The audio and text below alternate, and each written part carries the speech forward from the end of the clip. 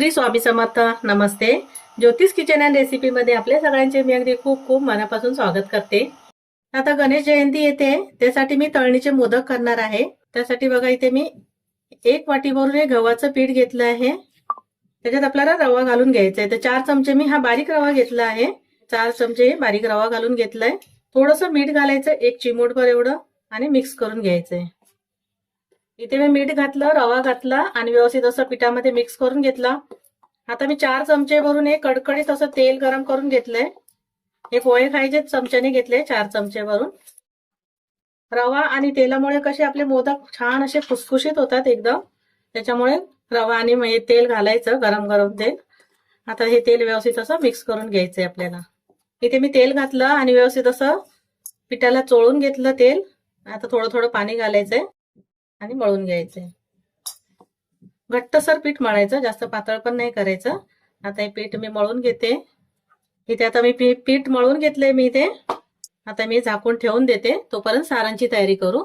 ते आता सारण बनवून घेते. गॅसवर कढई ठेवली आहे आणि 2 चमचे तीळ घातले. मस्त एक छान वाटतं तिळाचं खाताना, मोदक खाते वेळी असं. आता हे तीळ मी भाजून घेते. इथे तीळ भाजले गेले, मी आता हे काढून घेते. मी ते तीळ काढून घेतले भाजून. परत आता मी थोडंसं तूप घालून घेते. गॅस आपल्याला कमी ठेवायचा आहे.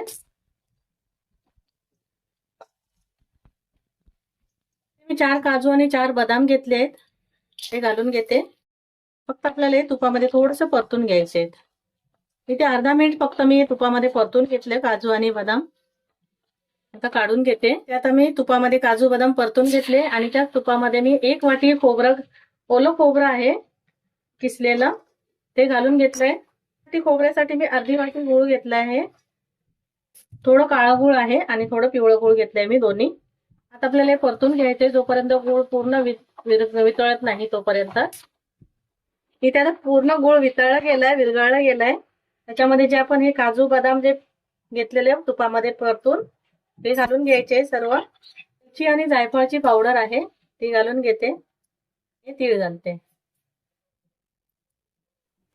व्यवस्थित असं मिक्स करून घेतलं. आता मी गॅस बंद करते आणि आपलं सारण तयार झालंय, काढून घेते. ते मी सारण बनवून घेतलं आणि पीठ झाकून ठेवलेलं. परत एकदा थोडंसं मळून घ्यायचं. थोडंसं घट्टसरच मळायचं. जे पण चपात्या करतो रोज तेवढं सैल असं, तेवढं सैल नाही ठेवायचं, त्याच्यापेक्षा थोडंसं घट्ट ठेवायचं. आता इथे मी परत थोडंसं मळून घेतलंय पीठ. आता आपण हे लाटायला घेऊ. इथे आता मी असे छोटे छोटे गोळे करून घेतले. छोटं थोडं, जास्त मोठं नाही घ्यायचं, छोटे छोटे घ्यायचे असे. मी ते तांदळाचं पीठ घेतलंय. तांदळाचं किंवा गव्हाचं कुठचंही घेतलं तरी चालेल लाटायसाठी.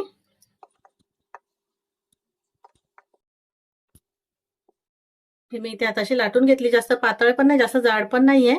आणि छोटे छोटेच करायचे. छोटे मोदक छान वाटतात तळायला पण आणि खायला पण. आता मी असे ज्या सर्व लाटून घेते. मी आता इथे पुऱ्या लाटून घेतल्या आहेत आणि आता आपण हे भरून घेऊया, मोदक बनवून घेऊ. 1 चमचावर सारण घालून घेतलंय आणि या कळ्या बनवून घ्यायच्या आहेत.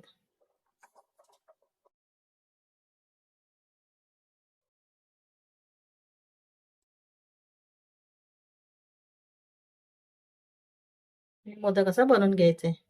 असे छोटे छोटेच बनवायचे. जास्त पीठ वर वाटलं ना तर थोडंसं काढून घ्यायचं. मी आता असे मोदक बनवून घेते. इथे मी आता मोदक तळायला घेते. तेल गरम करत ठेवलेलं आणि तेल इथे गरम झालंय. थोडंसं पीठ टाकलेलं मी. इथे आता मी मोदक तळायला ठेवते. गॅस आपल्याला मध्यम ठेवायचा आहे आणि मोदक आपल्याला तळून घ्यायचे आहेत. इथे मी मीडियम गॅसवर तळून घेतले आहेत मोदक. आणि आपले मोदक आता तळले गेलेत. आता बाकी सर्व मोदक मी याच्यात तळून घेते. इथे तळणीचे मोदक तयार झालेत मस्त असे. तर तुम्हाला माझी रेसिपी आवडली असेल तर लाईक करा, शेअर करा, सबस्क्राईब करा. पुन्हा भेटू आपण अशाच एका नवीन व्हिडिओ सोबत. थँक्यू.